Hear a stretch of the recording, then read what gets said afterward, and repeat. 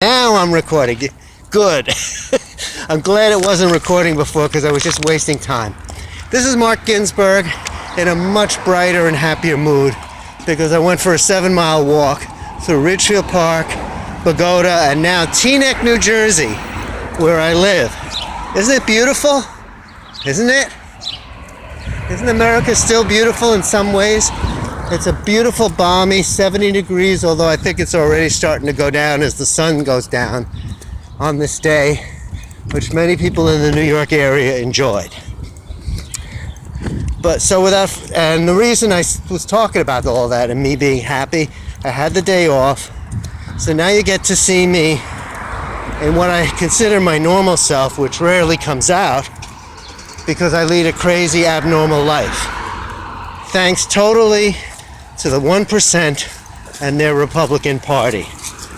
This is why I and the other members of the 99% of Americans have had to go through difficult lives, and why I had to sound very frustrated and angry because I don't get paid a penny to do these. Not like people like Mark Levin or Mike Savage, who actually get paid to be angry. God, I can't imagine. Well, you know, if I was an actor in a movie, yeah, I get angry. I get as angry as you want me to. It was a good movie. If I was making a good point. And actually, these times demand a certain kind of righteous anger. Don't you think? That for a small group of people to be living off the suffering of the rest of us, I think that's a damn good reason to be angry. But I'm happy today because thanks to the fact that Democrats are still in the government, we get days off. We get paid days off. I'm one of the luckier ones, yes, but I also have diabetes.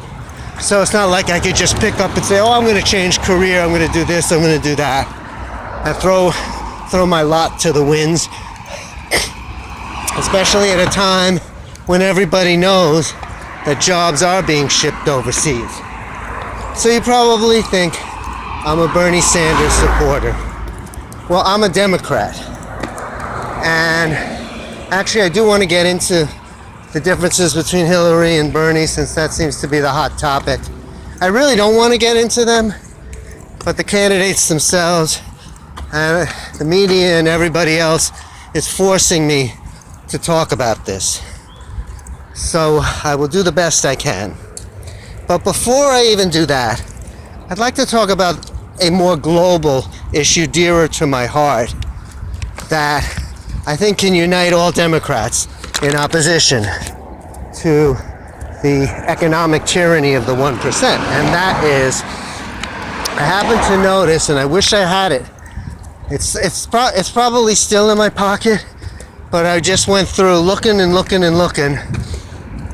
I noticed that the tail side of all my quarters are different, and I couldn't find the one I was looking for. The one I was looking for has George Washington's face on the front that we all know, but on the back it has a sword. The sword is pointed down. I like that already. And holding the sword is the victor in the Revolutionary War. The sword belongs to whoever is handing it to that person. You just see the two hands. The one hand accepting the handle of the sword, which represents the Americans, and the other hand holding the sword, gently of course, and giving it to the American, the winner of the battle. I wanted to mention that because to me, that illustrates tyranny surrendering to democracy. Democracy being equality. And a government that is for all of its citizens. And that's why that meant so much to me. Maybe you have a quarter, you could take a look and see if it has that. But when does tyranny ever surrender? to democracy. It took 7 years of a lot of people dying to get to that point. Between 1776 and 1783. I hope you can still hear me because I'm going over a highway, so you'll probably hear the sounds of America's great interstate system. Okay, so that is not an easy thing to come by. And I think, well, the goal should be to want to put the swords down, as in the picture. We also need to have democracy before that can happen. And that is going to require a fight. Hopefully a peaceful fight. And as long as we can preserve and believe in the democracy that we have been given by those who came before us, and keep it, then we shouldn't have to turn to violence to achieve the very things which are our right. A democratic right to freedom and a democratic right to the goods of this world, which are being yanked away from us by this very greedy 1%. Okay, so on that note, I have to get into the discord between Bernie Sanders and Hillary Clinton. And from the way I've just spoken, you're probably all thinking that I'm a very strong Sanders supporter. And in some ways, I guess I would say I am. But I've also, for a very long time, been a supporter and admirer of Hillary Clinton. So no, you're not going to get me to take sides. And I have tons of people surrounding me who are ardent Sanders believers, supporters, who agree with everything he says, who want to see him get nominated. And there's tons more people I don't know as well who feel the same way about Hillary Clinton, although I have to say it's kind of a little different in this case of Hillary Clinton. The cautious pragmatism which has become associated with her is, let me get off the street. There's too much traffic going on. Okay, because there are these nice little side roads I could take. All right, so Hillary Clinton, Bernie Sanders. Now all the neighbors are going to hear, but let them hear. They should hear. Yes, I would say that her supporters are supporting her out of the same cautious pragmatism that she is showing toward governing. A lot of people are calling her weak. I think indecisive is a bigger adjective that's applied to her. But and there's times when you can't be indecisive. You have to be firmly decisive. But at the same time, being indecisive also shows that you're not stubbornly locked into a single position. And there are times when one needs to not be locked into a certain position. It's very dangerous when you go through life with blinders.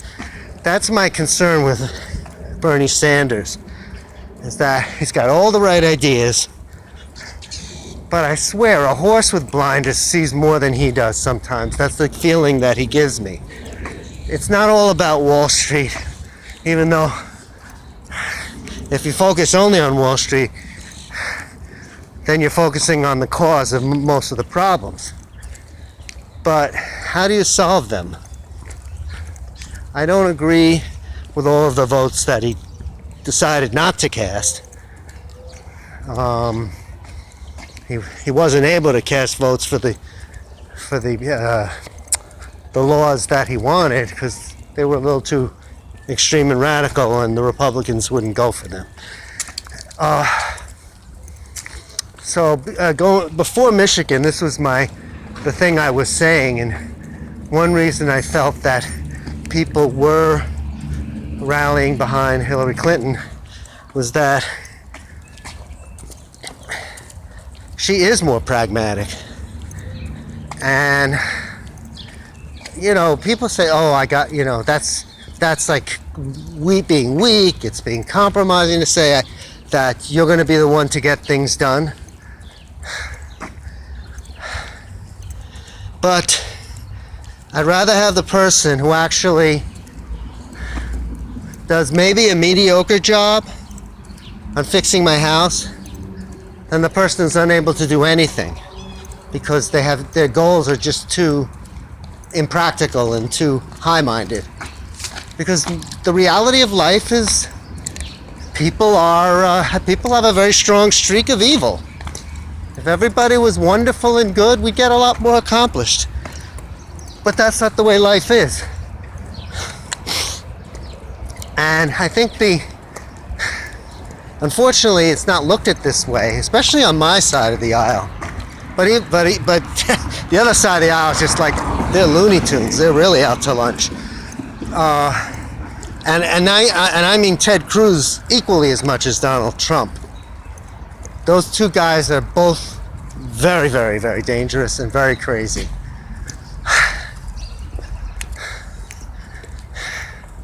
I do admire somebody who actually gets things done. I'm in a shit job. I'm going to say it. I'm in a shit job. But guess what? The job pays the bills. It enables me to eat, and it enables me to get insulin. That's me being pragmatic. I work for a company that's publicly traded on Wall Street. Now, if I had the mindset of Bernie Sanders, I'd probably quit the job for just that reason. Because I'd be helping people on Wall Street make a lot of money. I know that because the fruits of my labor don't go to me. All I get is a little pittance so that I can survive from one day to the next and record a video that very few people are probably going to see because my allowance and my means of getting it before the American public is next to nothing. But I'm surviving. That's my point. I wouldn't even be able to make this video if I took that attitude of just only doing what I believe in and what I consider moral. Because I know I'm taking this job away from somebody who probably has kids, which I don't, and has to compromise and is really living off food scraps. Doesn't get to live in a nice, beautiful town like this with the birds chirping. Yeah, so I'm being selfish. And I'm not ashamed of it. Because that's the way we all are. Including more of Bernie Sanders supporters than Hillary Clinton's supporters. Hillary Clinton's supporters are mostly African Americans. They really know what struggle is. So, for the longest time, I've always taken the attitude, whoever the African Americans are supporting, that's the candidate to back. Because when your ass is on the line, you don't play games. You do what you know is going to protect you. And as a diabetic, guess what? I understand. I understand what that's all about. And so, here I am. But I haven't thrown my support behind either of these two candidates because I also know that the American Revolution wasn't won by compromise. It was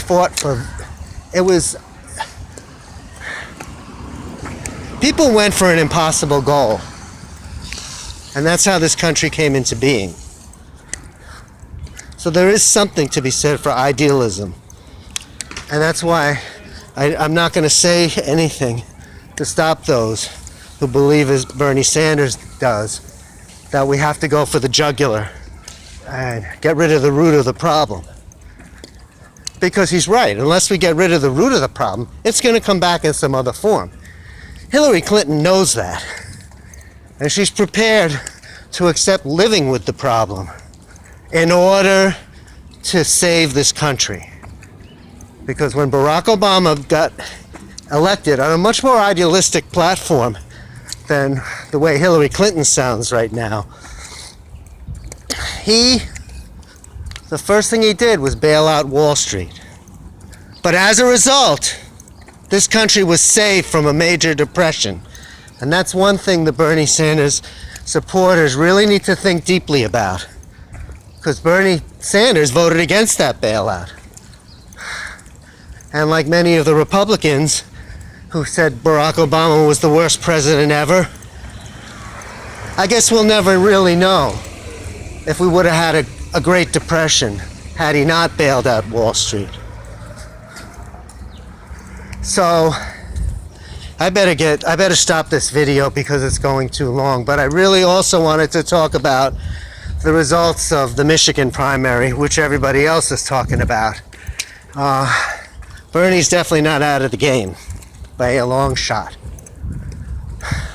But he clearly needs to have almost the same miracle that Ted Cruz and, well, forget about Rubio.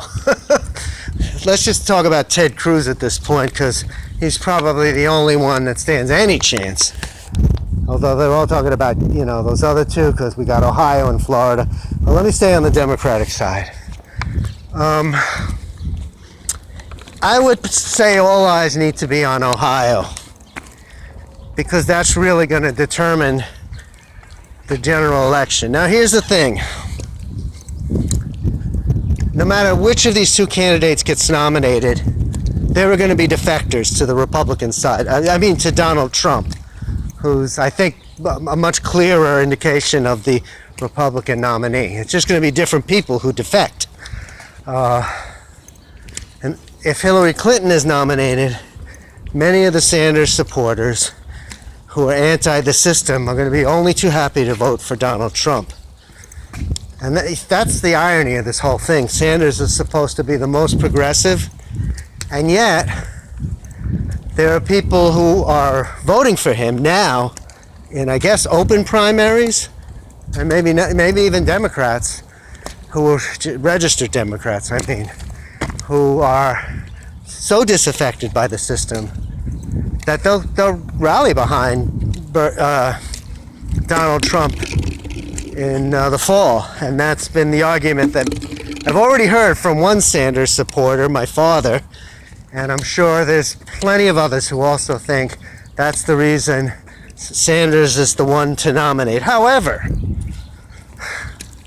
what about all those people who think Sanders is too far to the left? Who are they going to vote for?